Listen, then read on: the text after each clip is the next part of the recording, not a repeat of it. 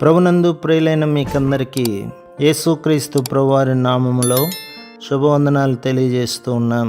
దైవజనుడు బ్రదర్ భక్త సింగ్ గారి పరిచర్యల నుండి అలసిన వాణిని ఓరడించు మాటలు. మే 4. నన్ను నీ సత్యమును అనుసరింపజేసి నాకు ఉపదేశం చేయుము. నీవే నా రక్షణకర్తవైన దేవుడవు. దినమెల్లా నీ కొరకు కనిపెట్టుచున్నాను. కీర్తన గ్రంథం 25వ అధ్యాయం 5వ వచనం. మనము దేవుని వాక్యమును చదువునప్పుడు కీర్తన గ్రంథం 119వ అధ్యాయం 18లో వ్రాయబడినట్లు, నేను నీ ధర్మశాస్త్రమునందు ఆశ్చర్యకరమైన సంగతులను చూచినట్లుగా నా కన్నులు తెరువుము అని ప్రార్థించవలెను. ఆ విధముగా మనము దైవిక వెలుగును పొందగలము. ఓ దేవా, నా కన్నులు తెరిచి నాలో దైవికమైన జీవమును పోయుము. నీ వాక్యమునందలి మరుగైన మర్మములను నేను చూచినట్లు చేయుము. ఈ దినము రేపు నీ మార్గమును నాకు బయలుపరచుము అని మనము ప్రార్థించవలెను. దేవుని వాక్యమును చదువుట ద్వారా మాత్రమే దైవిక వెలుగు మన హృదయంలో ప్రవేశించును. మనము దేవుని స్వరమును స్పష్టంగా వినగలము. దైవజనుడైన ఏలియా దేవుని ప్రవక్త. అతడు ప్రార్థించగా అగ్ని దిగి వచ్చెను. రాజుల మొదటి గ్రంథం 18వ అధ్యాయం 38వ వచనం.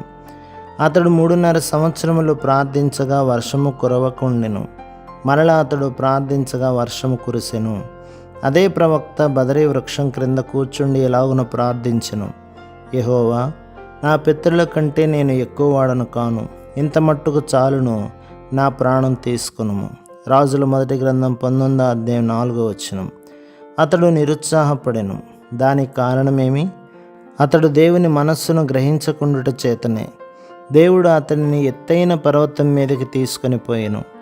అచ్చట అతడు మిక్కిలి నిమ్మళముగా మాట్లాడు ఒక స్వరము వినెను.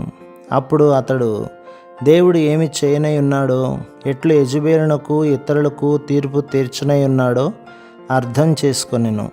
ఈ విధముగా అతడు భయముల నుండి అనుమానముల నుండి విడిపించబడి దేవుని చిత్తమును స్పష్టంగా చూడగలిగెను. దేవుని స్వరమును వినుట ద్వారానే మనము దేవుని ఇల్లు కట్టుటలో ఆయన జత పనివారముగా, ఆయనతో పాలువారముగా కాగలము. దేవుని ప్రార్థించి ఆయన స్వరము వినుట అనున్నది మన అనుదిన అలవాటుగా ఉండవలెను. మొట్టమొదటిదిగా మనము తప్పక రక్షించబడిన అనుభవము గలవారమై ఉండవలెను. రెండవదిగా ఆయన సన్నిధిని అనుభవించు వారముగా ఉండవలెను. ఏ విధమైన పాపమైనను ఆయన సన్నిధిని అనుభవించకుండా చేయునని జ్ఞాపకం ఉంచుకొనవలెను.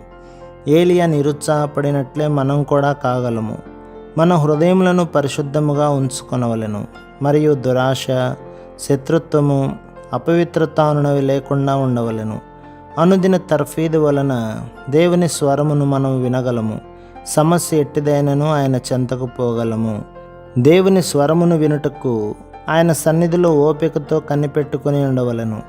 రాజైన దావీదుకు దేవుని స్వరము ఎట్లు వినవలెనో తెలియను. కానీ ఆ తరువాత అతడు మిక్కిలి అసహనమునకు గురయ్యెను. దేవుని అడగకుండా, ఆయన స్వరమును వినకుండా సౌలుకు వ్యతిరేకముగా ఫిలిస్తీయులతో చేరెను. సమూయేలు మొదటి గ్రంథం 29వ అధ్యాయం.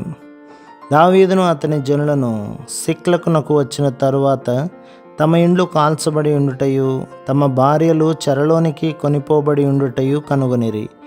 దావీదు పశ్చాత్తాపడి దేవుని వెతకగా ఆయన అతనితో మాట్లాడి సమస్తము సమకూర్చెదనని వాగ్దానం చేసెను. దావీదు ఊరిము తుమ్మిము ద్వారా దేవుని అడిగి విధేయత చూపిన వాడై సమస్తమును సమకూర్చుకొనెను. దేవుడు తన చిత్తమును చేయవలెనని మనలను బలవంత పెట్టడు. వివాహము, వ్యాపారము, ఉద్యోగము లేక ఇంకేదైనా విషయమును తెలుసుకొనుటకు మనంతట మనము దేవుని చెంతకు పోవలెను. కానీ చాలా విచారకరమైన విషయమేమనగా, ఓపికతో దేవుని యొద్ద కనిపెట్టలేక చాలా తక్కువ మంది విశ్వాసులు మాత్రమే దేవుని అడుగుట అను ఆధిక్యతను కలిగి ఉన్నారు. దేవుని అడుగకపోవటం వలన ఫలితము అసంతోషమే, పతనమే. వారు ఆత్మీయముగా చెవిటివారు, గుడ్డివారు అగుదురు. మరలా మనము వెనుదిరిగి దేవుని యొద్దకు వచ్చుట చేతనే సమస్తమును సమకూర్చుకొనగలము. కనుక మనము, ప్రభువా, నీవే నా ఊరీముగా తుమ్మీముగా నుండుము. నీ స్వరము వినుటకు నాకు సహాయం చేయము అని ప్రార్థించవలెను. ప్రభు మిమ్మును, మీ కుటుంబమును, మీ సంఘమును దీవించి ఆశీర్వదించునుగాక.